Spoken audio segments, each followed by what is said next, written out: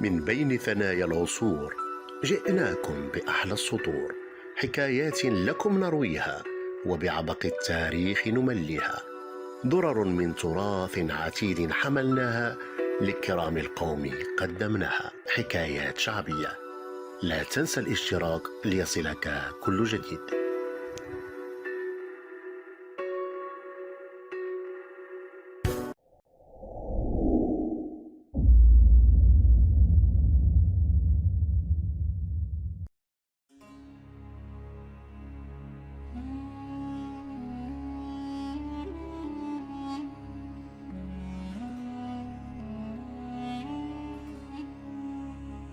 أهلا وسهلا ومرحبا بكم أصدقائي الأعزاء في حكاية جديدة من حكايات شعبية.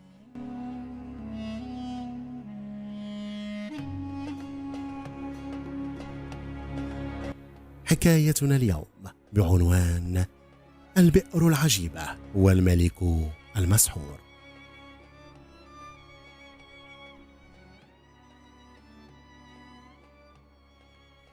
في قديم الزمان وفي بلاد بعيدة كان يعيش ملك طيب عادل يحب شعبه حبا عظيما، ويتعب نفسه ويسهر لياليه يفكر فيما يجعل الشعب يعيش في سعادة وسلام.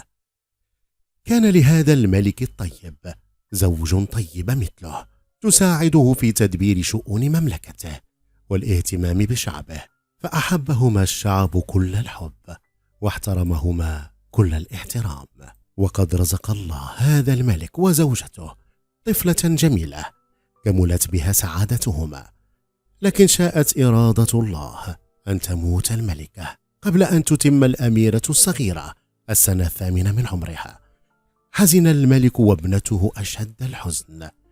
ازداد اهتمام الملك بشؤون شعبه وتضاعفت عنايته بتربية ابنته أحسن تربية وتهذيبها خير تهذيب. أحضر لها أمهر المعلمين والمربيات، وقسم وقته وجهده بين الاهتمام بأمور شعبه ورعاية ابنته التي كانت أجمل طفلة في ذلك الزمان البعيد. والحقيقة أن الأميرة الصغيرة كانت جميلة رقيقة مهذبة متواضعة، تحب الناس كلهم ويحبها الناس أجمعون، بل إن الحيوانات والطيور والأشجار والأزهار كانت تحب هذه الأميرة التي كلما كبرت زاد جمالها وكمالها. والشمس نفسها التي ترى كل شيء في الدنيا كانت تحب هذه الأميرة الجميلة اللطيفة، تحب أن تراها كل يوم حينما تشرق، فكانت ترسل أشعتها الأولى في الصباح الباكر لتدخل من شباك حجرة الأميرة وتداعب وجهها الجميل وشعرها الذهبي حتى تصحو من نومها وتغادر سريرها. كانت هذه الأميرة الجميلة تعيش مع أبيها في قصره الفخم، ترعاها الحاشية وتحبها الوصيفات والشغالات، ويعتنين بها لجمالها وظرفها ورقتها وتواضعها. كان قصر الملك قريبا من غابة واسعة كثيفة أشجارها كثيرة ثمارها، والطيور فيها من كل نوع ولون، وجداول الماء تجري بين الشجر كأنها أنهار صغيرة. في قلب الغابة الواسعة كانت تعيش الحيوانات المتوحشة المفترسة كالأسود والنمور والذئاب والضباع. أما في طرف الغابة القريب من قصر الملك فكانت تعيش الحيوانات اللطيفة الوديعة، وكثيرا ما كانت الأميرة تذهب إلى طرف الغابة فتتجمع حولها الطواويس والنسانيس والأرانب والغزلان، فتلعب معها وتجري وراءها، والطيور على الأغصان تغني لها أعذب الألحان. إذا تعبت الأميرة من الجري والقفز جلست بجانب شجرة كبيرة تضلل أغصانها الكثيرة الكثيفة مساحة واسعة، فتهتز الأغصان فرحا بجلوس الأميرة في ظلها. كان بجوار هذه الشجرة العجوز بئر عميقة جدا، حولها سور قليل الارتفاع مبني بأحجار ذات ألوان مختلفة، فهذا حجر أبيض، فوقه حجر أحمر، وبجواره حجر أخضر، أو أصفر أو أسود. كان منظر الصور غاية في الجمال، فتجلس الأميرة على حافته. تبقى الأميرة في الغابة ساعة أو أكثر وهي سعيدة بين أصدقائها من الحيوانات والطيور والأزهار. لم تكن تخاف من شيء إلا من البئر العميقة، فقد حاولت أكثر من 100 مرة أن ترى قرارها فلم تستطع، لأنها عميقة حالكة الظلام، ولأن الأميرة كلما تكلمت وهي جالسة على السور سمعت صوتا كصوتها يخرج من البئر ويعيد كلامها نفسه، فتفزع وتخاف. كان للأميرة كرة من الذهب في حجم البرتقالة، تلعب بها وتقذفها في كل جهة وتجري وراءها، وأحيانا كانت الحيوانات تجري خلف الكرة وتسبق الأميرة في جريها وتضرب الكرة برؤوسها أو بأرجلها وتعيدها إلى الأميرة، وكلهم في فرح وابتهاج. وفي يوم ما قذفت الأميرة كرتها الذهبية إلى أعلى، فسقطت على سور البئر وتدحرجت إلى جوفها العميق. ماذا تفعل الأميرة؟ وماذا يفعل أصدقاؤها من الحيوانات والطيور؟ وكيف يخرجون الكرة الذهبية من البئر العميقة المظلمة؟ حزنت الأميرة وشحب لونها، امتلأت عيناها بالدموع وأخذت تبكي لأن كرتها المحبوبة قد ابتلعتها البئر المخيفة. حزن أصدقاء الأميرة من الحيوانات والطيور، حتى الأزهار التي كانت منتصبة على أغصانها مالت إلى الأرض تشارك الأميرة حزنها. وكلما بكت الأميرة زاد حزن أصدقائها، وهم لا يعرفون كيف يساعدونها ويعيدون إليها كرتها الذهبية التي كانوا يلعبون بها معها ويسعدون بالجري وراءها. جلست الأميرة على سور البئر وجعلت تبكي وتنتحب وتنظر بين لحظة وأخرى في البئر. إنها عميقة جدا، لا قرار لها، مظلمة جدا، لا شيء يظهر فيها. بكت الأميرة وبكت، وسقطت قطرات من دموعها في البئر، فإذا صوت غريب يقول لها: لماذا تبكين أيتها الأميرة وتنتحبين هكذا؟ إنك تنتحبين بصوت عال أيقظني من رقادي وأقلق راحتي. تلفتت الأميرة حولها لترى صاحب الصوت، وقد ارتعش جسدها وملأ الخوف قلبها. أخذت تنظر من كل جهة فلم تعرف من أين يجيء هذا الصوت الغريب. فجأة رأت الأميرة ماء البئر قد ارتفع إلى حافة السور.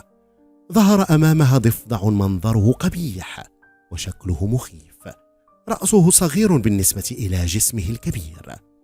خافت الأميرة وفزعت من منظر هذا الضفدع العجيب، وقد زاد في خوفها وفزعها أنها لم تر من قبل في البئر ماء ولا سمعت منها صوت ضفادع.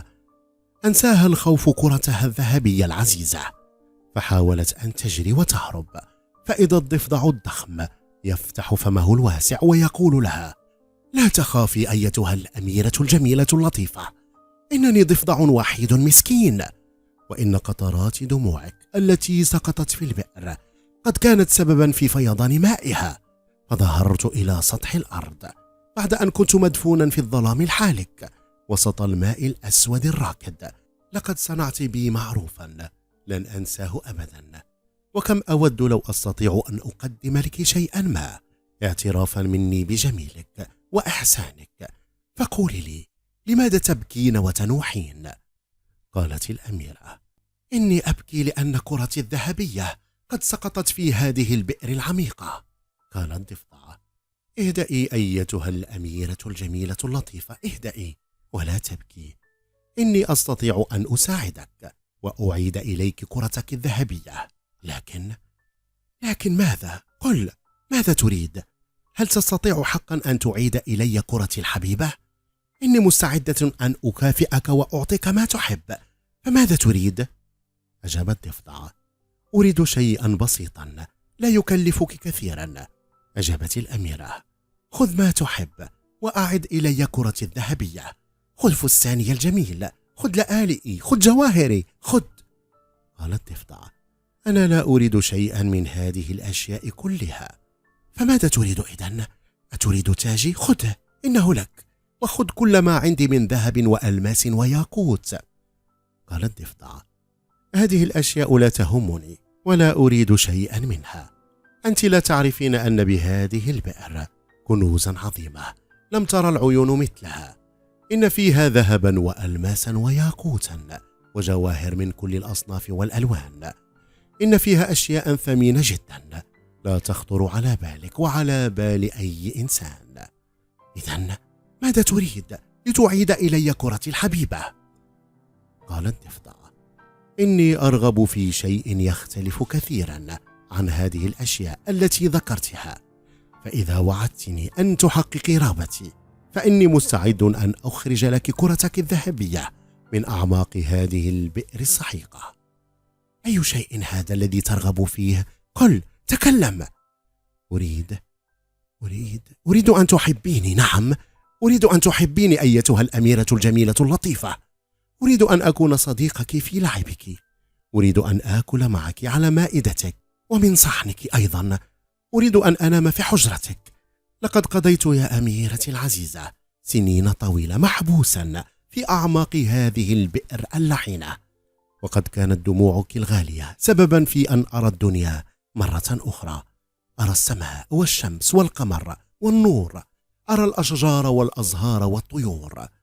فإن وعدتني أن تكوني صديقتي وسمحت لي باللعب معك والأكل على مائدتك والنوم في حجرتك، غصت إلى أعماق البئر المظلمة وأعدت إليك كرتك الذهبية. فكرت الأميرة في كلام الضفدع وقالت في نفسها: ما أحمق هذا الضفدع، إنه يثرثر ويكثر من الكلام الذي لا فائدة فيه ولا ضرر منه.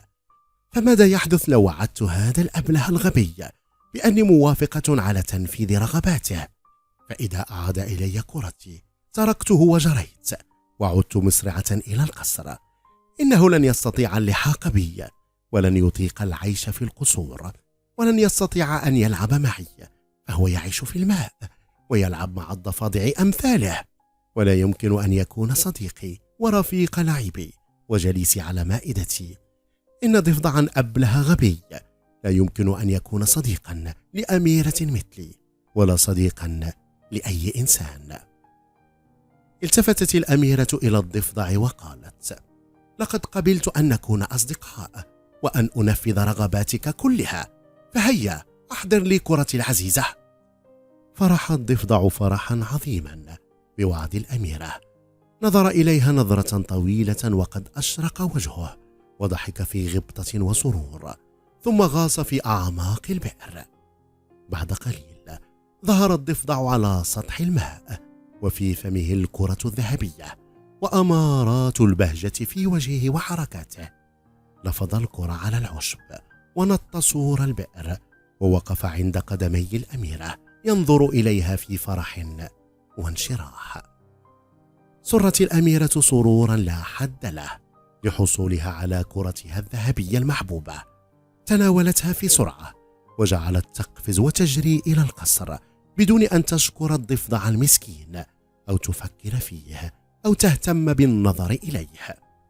بدأ الضفدع يصرخ وينادي: أيتها الأميرة العزيزة، انتظريني، انتظريني أيتها الأميرة، إنني لا أستطيع أن أجري سريعا مثلك، انتظري، انتظريني أيتها الأميرة. لكن صراخه العالي ونداءه المتوالي لم يؤثر في الأميرة، فما وقفت ولا نظرت إليه ولا ردت عليه، بل استمرت تجري حتى دخلت القصر. حزن الضفدع المسكين ولم يجد فائدة من الجري والصراخ والنداء. وقف بين الأعشاب على حافة أحد الجداول، بدأ يبكي ويصرخ ويقول: ومصيبتي، لقد نسيت عهدها وتركتني، وحزني، سأظل دائما وحيدا مسكينا وضفدعا حقيرا منبوذا. قضى ليلته حزينا يبكي وينوح، فلما أشرقت الشمس أخذ يمشي في ضعف وألم، وكلما رأى زهرة جميلة قطفها حتى جمع طاقة كبيرة من الأزهار ذات الألوان البهيجة المختلفة والروائح الطيبة الزكية. ثم جعل يمشي في الطريق الممهد الذي يوصل إلى القصر الملكي. فلما بلغ بابه الكبير أراد الدخول، نهره الحراس ومنعوه وطردوه، فقال لهم: إني أريد مقابلة الأميرة. فضحكوا منه ساخرين. وقال له رئيس الحرس: أنت تريد أن تقابل الأميرة؟ أضفدع حقير قبيح الشكل مثلك يجرؤ على أن يطلب مقابلة الأميرة؟ يا للعجب! اذهب، امشي من هنا، وإلا طعنتك بحربة هاته طعنة تقضي عليك. صاح الضفدع بصوت غليظ في رئيس الحرس والجنود، صيحة عالية عنيفة كأنه صاحب الأمر والسلطان، فارتعبوا وفزعوا وهم يسمعونه يقول: لا بد أن أقابل الأميرة. التفت إلى رئيس الحرس ونظر إليه في غضب، وقال له بصوت الآمر الحازم: أنت أيها الضابط، اذهب إلى الأميرة وقل لها إن الضفدع يريد أن يراها. اذهب فورا، لا بد أن أراها وأكلمها، فبيني وبينها عهد يجب أن تفي به. بلغها أن الضفدع الذي أخرج كرتها من البئر العميقة يريد رؤيتها والتحدث إليها. تحرك، هيا اذهب. لم يجد رئيس الحرس بدا من إبلاغ الأميرة بحضور هذا الضفدع العجيب وبما يقوله ويطلبها. كانت الأميرة ساعتئذ تجلس إلى المائدة مع أبيها الملك، يتناولان طعام الغداء، والخدم يدخلون ويخرجون في ثيابهم المزركشة الأنيقة، وهم يحملون ما لذ وطاب من صنوف الأطعمة الشهية. استأذن رئيس الحرس، فلما أذن له دخل ودنا من الأميرة وهمس في أذنها بما قال الضفدع، فقالت له: دعه يدخل وسوف أراه بعد الغداء. بدأ الضفدع يصعد في السلم الرخامي المؤدي إلى مدخل القصر. مشى الضفدع في عظمة خلف رئيس الحرس، فلما وصل إلى باب حجرة المائدة قال له رئيس الحرس: انتظر هنا حتى تنتهي الأميرة من تناول غدائها فتخرج لمقابلتك. لكن الضفدع تقدم نحو الباب، طرقه طرقات خفيفة وقال: أيتها الأميرة، يا ابنة الملك العظيم، ائذني لي بالدخول، دعيني أدخل إليك، إني أدعوك للوفاء بوعودك. ذهبت الأميرة إلى الباب، وقد ملأ قلبها الخوف الذي شعرت به أول مرة حينما رأت الضفدع يخرج من البئر العميقة. لما فتحت الباب رأته ينظر إليها نظرات التوسل والرجاء والاسترحام ونظرات العتاب أيضا، وفي أدب جم قدم إليها طاقة الأزهار وهو يقول في رقة ولطف: تفضلي يا أميرتي العزيزة بقبول هذه الأزهار دليلا على حبي وإخلاصي. لقد انتقيتها من بين آلاف الأزهار الجميلة وقطفتها بنفسي. إني أحبك أيتها الأميرة الجميلة اللطيفة، وقد تعاهدنا على أن نكون أصدقاء، فلماذا هربت مني ولم تفي بوعدك؟ دعيني أدخل لآكل وألعب معك وأنام في حجرتك. ازداد خوف الأميرة من الضفدع وقالت له: انتظر هنا قليلا. أغلقت الباب في وجهه وعادت لتجلس مع والدها إلى المائدة وتتم طعامها بدون أن تتفوه بكلمة واحدة. وقد ظهر الخوف والرعب على وجهها، وارتعش جسدها، وأخذ صدرها يعلو ويهبط في سرعة، وأنفاسها تتلاحق. فسألها أبوها الملك: ماذا جرى يا بنيتي الحبيبة؟ ماذا يخيفك؟ من هذا الذي أراد أن يراك ويحدثك؟ أهو عملاق يريد أن يخطفك؟ أجابت الأميرة: لا لا يا أبتي، لا، إنه ضفدع أبله غبي أخرج لي كرتي الذهبية من البئر العميقة المظلمة. وقصت على أبيها قصة سقوط كرتها في البئر، وكيف ظهر لها هذا الضفدع العجيب وأعاد إليها الكرة. فقال الملك: ولماذا أتى الآن إلى هنا؟ وأي شيء يريد؟ فردت الأميرة في خوف: إن هذا الضفدع المخيف قد قال لي إنه سيعيد إلي كرتي الذهبية إذا وعدته أن يكون رفيقي في لعبي، وسمحت له أن يأكل على مائدتي ومن صحني، وأذنت له أن ينام في حجرتي، وقد عاهدته على ذلك. وحينما وعدت لم أكن في الحقيقة أنوي أن أفي له بوعدي، لأني ظننت أنه لن يستطيع أن يخرج من الماء، واعتقدت أني لن أراه مرة أخرى. وها هو ذا قد أتى يطلب مني أن أفي بوعدي. إني أخاف منه يا أبتي العزيز، فهو قبيح المنظر، مبلل بالماء والطين، مخيف، ولا أحب أن أراه. بدأت الأميرة تبكي في حرقة وغيظ، فقال الملك: لا تبكي يا حبيبتي ولا تخافي، اذهبي يا بنيتي العزيزة وافتحي له الباب، واعلمي أن الإنسان المؤدب إذا وعد وفى. إن الوفاء بالوعد من صفات الإنسان العاقل المهذب، وأنا لا أحب أن تعد ابنتي أحدا مهما يكن ثم لا تفي بوعدها. إن الوفاء بالوعد يا بنيتي الحبيبة من أحسن الصفات التي يتحلى بها الإنسان. أما من يعد ولا يفي بوعده فهو حقير، لا يثق به أحد، ولا يصدقه أحد، ولا يحبه أحد. فلا تعدي أحدا بشيء ما إلا إذا كنت عازمة على الوفاء بما تعيدين به. قومي يا حبيبتي وافتحي الباب لهذا الضفدع وأدخليه، ونفذي كل ما وعدته به، ولو أنه ضفدع قبيح مخيف كما تقولين. وتعلمي أن المنظر لا يدل على الحقيقة دائما. فالثعبان مثلا ناعم الملمس، يزحف ويتلوى ويتجمع على نفسه في أشكال جميلة، ولكن في أنيابه السم القاتل. وكم من إنسان يعجبنا منظره وحديثه، فإذا عاشرناه تبينا أنه ماكر خداع كذاب، بل قد يكون مجرما شريرا. فقومي أنت نفسك وافتحي الباب للضفدع يا بنيتي العزيزة. أطاعت الأميرة أباها وذهبت ففتحت الباب للضفدع ودعته إلى الدخول. صار وراءها حتى جلست على كرسيها، ووقف هو عند قدمها وانحنى للملك احتراما وتعظيما، ثم قال للأميرة: هيا اذهبي بي أولا إلى الحمام، واغسلي جلدي من التراب والطين، ونظفي يدي ورجلي جيدا حتى أستطيع أن أجلس معك ومع والدك الملك العادل الأعظم. اغتاظت الأميرة غيظا شديدا، وكادت تدفعه برجلها بعيدا عنها، لكن أباها قال لها: صبرا صبرا يا بنيتي، إنه يتكلم كلاما حسنا، فهو لا يريد أن يجلس إلى المائدة بمنظره القذر. افعلي ما يريد، واذهبي به إلى الحمام ونظفيه جيدا، سأنتظركما حتى تعودا فنأكل جميعا معا.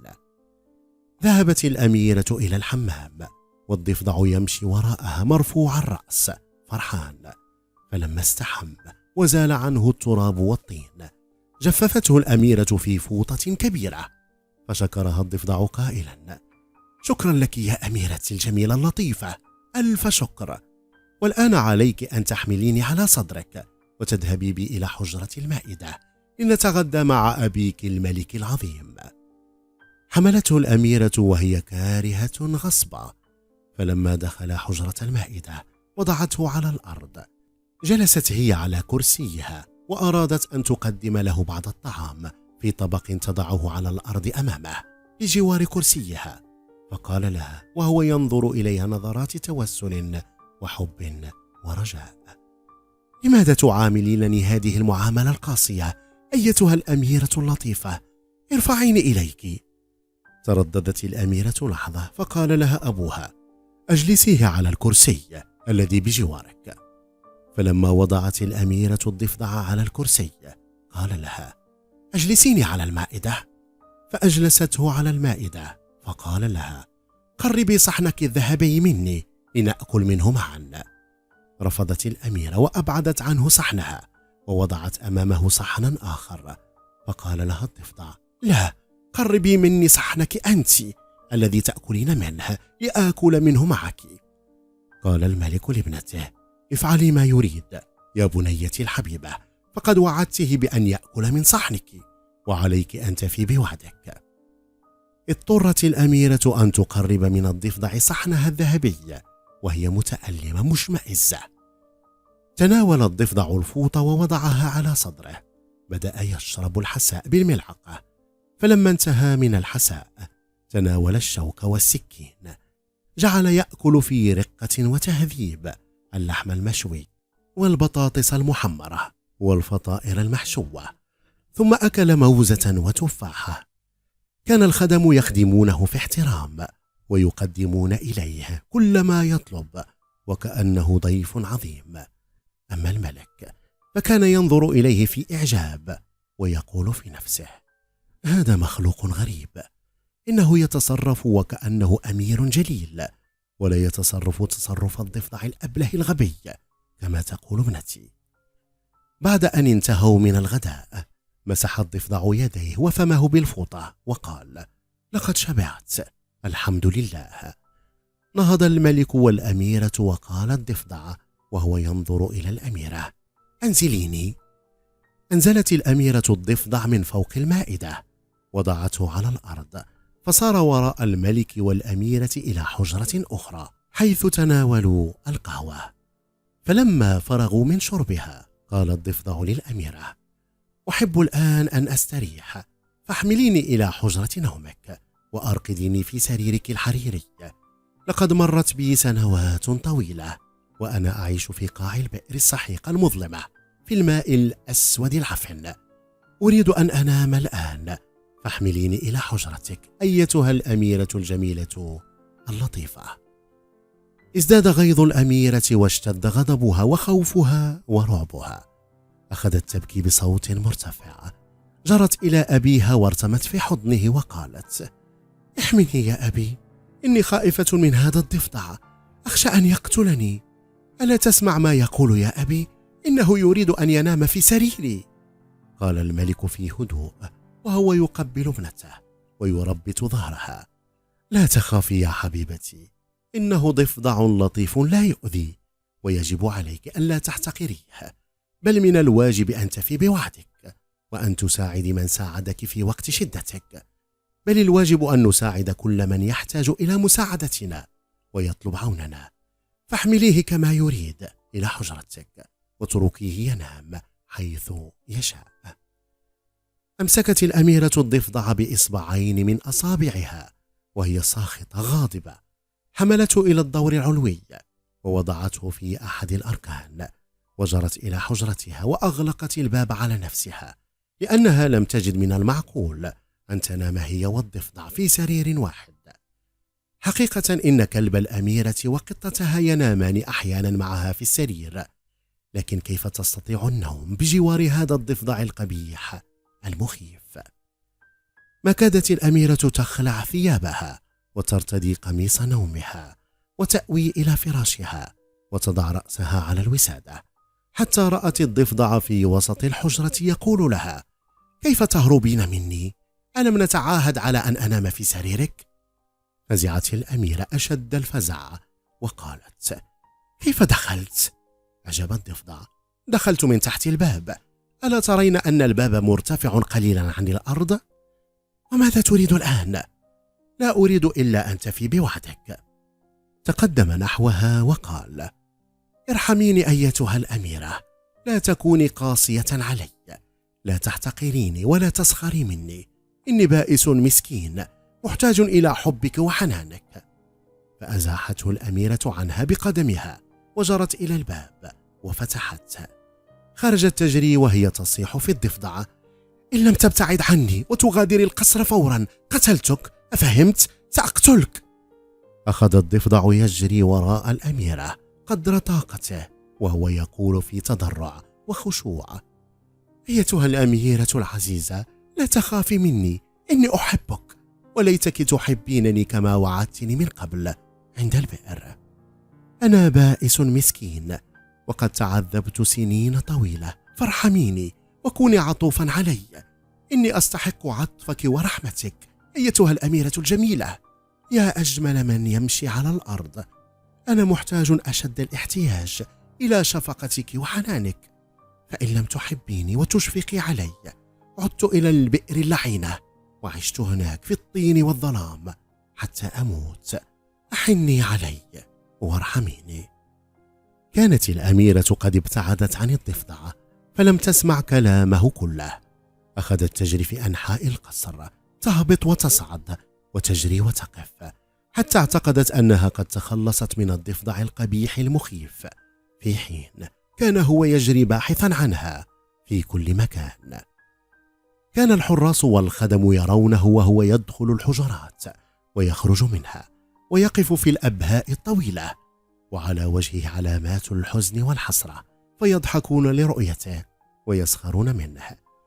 أما الأميرة فكانت الوحيدة في القصر التي لا تجد سبيلا إلى الضحك والسخرية، وإنما كانت تحاول الهرب وهي تبكي وتنتحب، فإن الضفدع لم يكن يضايق غيرها من سكان القصر، مع أنها الأميرة اللطيفة الجميلة بنت الملك الطيب العادل. وبينما الأميرة على سطح القصر تحدث نفسها أنها قد نجت من هذا الضفدع الثقيل المخيف القبيح الشكل، وتظن أنه لن يستطيع الصعود إليها، إذ رأته على رأس السلم يناديها ويقول لها: يا أميرتي العزيزة، لماذا تكرهينني هكذا وتهربين مني؟ إنني أريد أن نكون أصدقاء، فهيا ننزل لنستريح. صرخت به: اسكت وابتعد عني، هيا ابتعد وإلا قتلتك.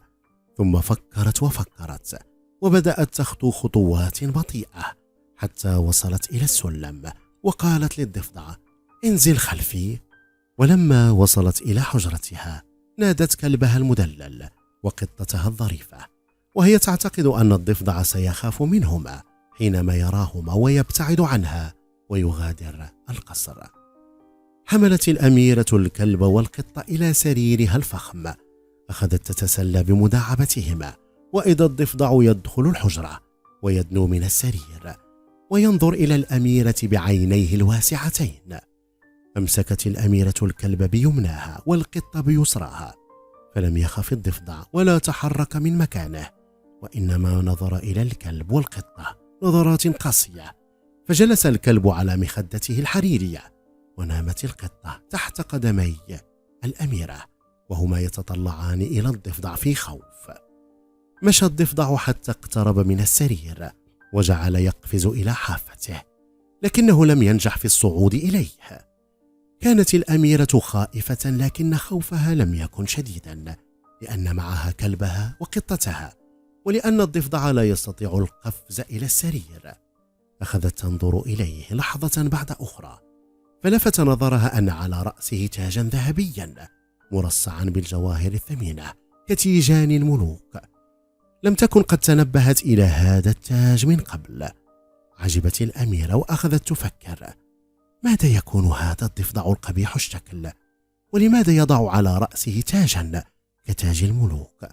ومتى كانت الحيوانات تضع تيجانا ثمينة على رؤوسها؟ إن للهدهد ريشات فوق رأسه، يقول الناس عنها إنها تاج، لكنه تاج من الريش وليس من الذهب والجواهر. وفي الوقت الذي كانت الأميرة تفكر في هذه الأشياء وغيرها، كان الضفدع يقفز ويحاول أن يصعد إلى السرير، حتى تعب وأصابه الإعياء، ووقف ينظر إلى الأميرة في السرحام ويقول لها: أيتها الأميرة الجميلة اللطيفة، لقد تعبت جدا، أعتقد أنك ستعطفين علي وترفعينني إلى سريرك. نعم، يجب أن ترفعيني إلى سريرك، فقد تواعدنا على ذلك قبل أن أخرج لك كرتك الذهبية من البئر العميقة. عليك أن تفي بما وعدت. اشتد غيظ الأميرة وغضبها، ولم تعطف على الضفدع المسكين، بل مدت يدها وقبضت عليه وضربت به الحائط قائلة: فلتذهب إلى الجحيم. لكن الضفدع لمس الحائط وسقط على الأرض بدون أن يصيبه أذى، فنظر إليها وقال: أهذه شفقتك علي؟ فقبضت عليه الأميرة مرة ثانية وقالت: لابد أن أتخلص منك أيها الضفدع البشع، ورمت به إلى الحائط في قوة، فسقط على الأرض سليما يقول: يا للأسف، يا للأسف. أمسكت به الأميرة في قسوة وقذفت به المرآة في عنف، فانكسر باللور المرآة، وجرح الضفدع في صدره وسقط على الأرض يئن ويتوجع، والدم يسيل من صدره. سمعت الأميرة أنين الضفدع وتوجعه، رأت الدم ينبثق من صدره، فأخذتها الشفقة به وعطفت عليه، وعرفت أنه مسكين يتألم، وأنه يحبها كما يحبها كلبها وكما تحبها قطتها. تقدمت نحوه في لطف وحنان، وقد اغرغرقت عيناها الزرقاوان الصافيتان بالدموع، وقالت له: لقد أحببتك أيها الضفدع، وإني لحزين لما أصابك، فاقبل عذري. لقد كنت أخاف منك وأستقذرك، لكني الآن أحبك، وسوف أضمد لك جرحك وأضع عليه القطن والشاش المعقم. اعذرني، لقد كنت قاسية عليك.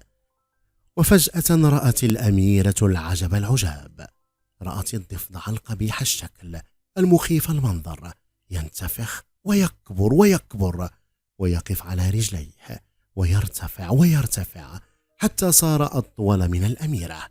ثم رأته يمد يديه نحو الجرح الذي في صدره ويشق جلده، فيسقط الجلد على الأرض، ويظهر شاب فتي جميل يبتسم لها في أدب ووداعة وفي رقة ومودة. فزعت الأميرة في البداية فزعا شديدا وصرخت، لكن الفتى الجميل تقدم نحوها وانحنى أمامها في أدب جم وقال: لا تخافي أيتها الأميرة الجميلة اللطيفة، إن لي قصة عجيبة سأقصها عليك، فأرجو أن تصغي إلي.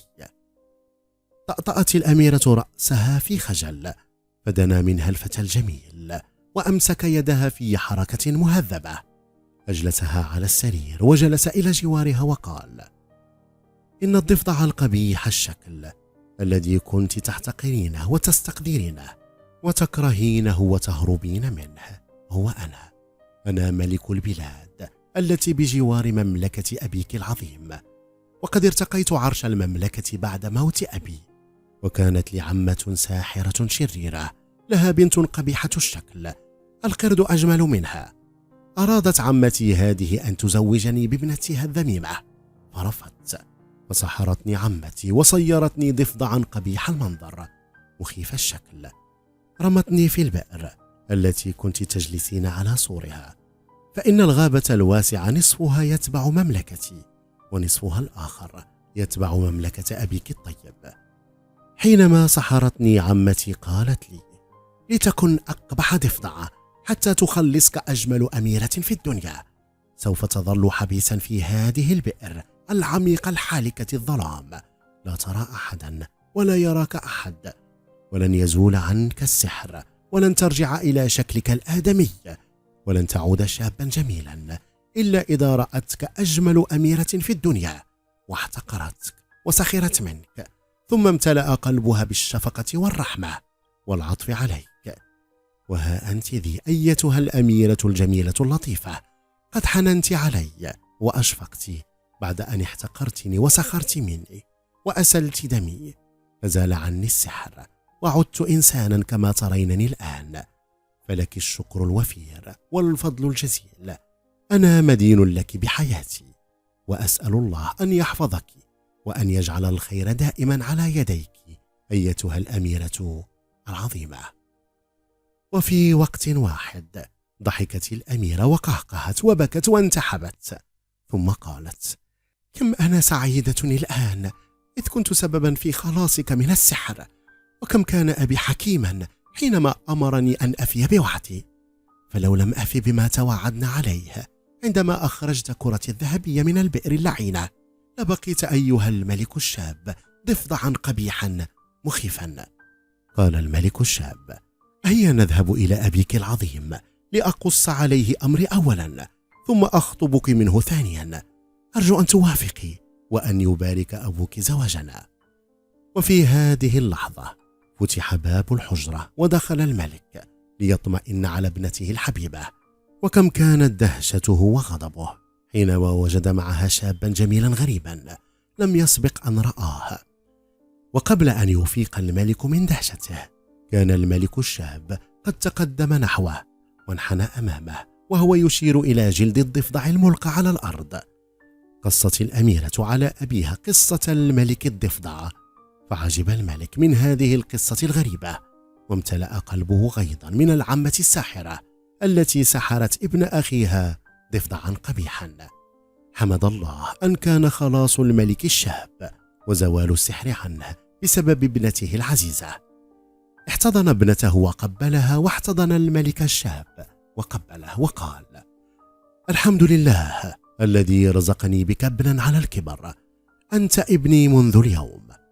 ومضت أيام، ثم طلب الملك الشاب من أبيه الجديد أن يسمح له بإخراج الكنوز المخبوءة في البئر التي ظل مسحورا فيها سنينا عدادا. فقال له الملك: يا ولدي العزيز، إننا ولله الحمد في غنى عن هذه الكنوز، وسأترك لك مملكتي بعد وفاتي. قال الملك الشاب: أطال الله عمرك وبارك لك فيما آتاك، وهنأك بإتمام نعمته عليك فيما أعطاك، وجعل باقي حياتك أكثر من ماضيها خيرا وبركة وتوفيق. إني لا أريد إخراج هذه الكنوز إلا لأجهز بها جيشا كبيرا أسير به إلى مملكتي لأسترد من عمتي الساحرة عرشي المغتصب، وسأضم مملكتي إلى مملكتك، فتصير أنت والدنا جميعا وملك شعبك وشعبي. قال الملك الطيب: إن جيشي تحت أمرك، وأنا لا أريد ضم مملكتك إلى مملكتي، وإنما أريدك أن تسترد عرشك وأن تعاقب عمتك الشريرة على فعلتها الشنيعة. ذهب الغواصون والحراس إلى البئر العميقة، أخرجوا الكنوز التي فيها، فأخرجوا ذهبا وألماسا وياقوتا وعقيقا وأشياء كثيرة ثمينة لا حصر لها ولا عدد، حتى أن الرائل يظن أن جواهر الدنيا كلها كانت مخبأة في هذه البئر اللعينة. أعد الملك الشاب بمساعدة الأميرة وأبيها العظيم جيشا كبيرا، سافر به إلى مملكته. فلما وصل إلى الحدود أرسل بعض الضباط والجنود ليأتوه بأخبار عمته وشعبه، فعاودوا إليه يقولون: إن عمته قد نصبت نفسها ملكة، وإنها تحكم الشعب بكل قسوة وشدة. إن الشعب كله يكرهها وينتظر عودته ليخلصهم من شرها. وما كاد الجيش والشعب يعلمون بوصول ملكهم الشاب الذي يحبهم ويحبونه، حتى انضموا جميعا إليه، فدخل عاصمة مملكته من غير حرب ومن غير أن تسيل نقطة دم واحدة. بلغ الملكة الساحرة ما حدث، فصعدت إلى سطح القصر، وحولها قلة من الضباط الذين أثرت فيهم بسحرها. فما إن رأت الملك الشاب يقترب من القصر ومن حوله الشعب والجيش، حتى ذهب عقلها وأصابها الجنون، فألقت بنفسها من السطح، وألقى الضباط أنفسهم وراءها، فهلكوا والشعب والجيش يصفقون ويهللون. قضى الملك الشاب في مملكته أسبوعا، عم المملكة فيها الفرح والمرح والرقص والطرب. وبعد أن رتب الملك شؤون مملكته، أناب عنه رئيس وزرائه، وعاد إلى أميرته الجميلة اللطيفة، وهو يحمل إليها أثمن الهدايا وأغلاها، يحمل إليها قلبه المحب المعترف بالجميل. أقيم احتفال عظيم تزوج فيه الملك الشاب من الأميرة التي كانت السبب في نجاته من السحر. وبعد أسبوع ركب الملك الشاب وعروسه الجميلة عربة فخيمة تجرها 8 خيول بيضاء، وحولها الحرس بملابسهم الأنيقة وأسلحتهم اللامعة وأعلامهم المختلفة الألوان. وفي مملكة الملك المسحور عاش العروسان في أتم سعادة وأهنأ بال، وعاش شعبهما في سلام وأمان بلا قسوة ولا طغيان. إلى هنا نأتي على نهاية حكايتنا الليلة. أشكر لكم أصدقائي طيب المتابعة، وإلى اللقاء في حكاية جديدة من حكايات شعبية.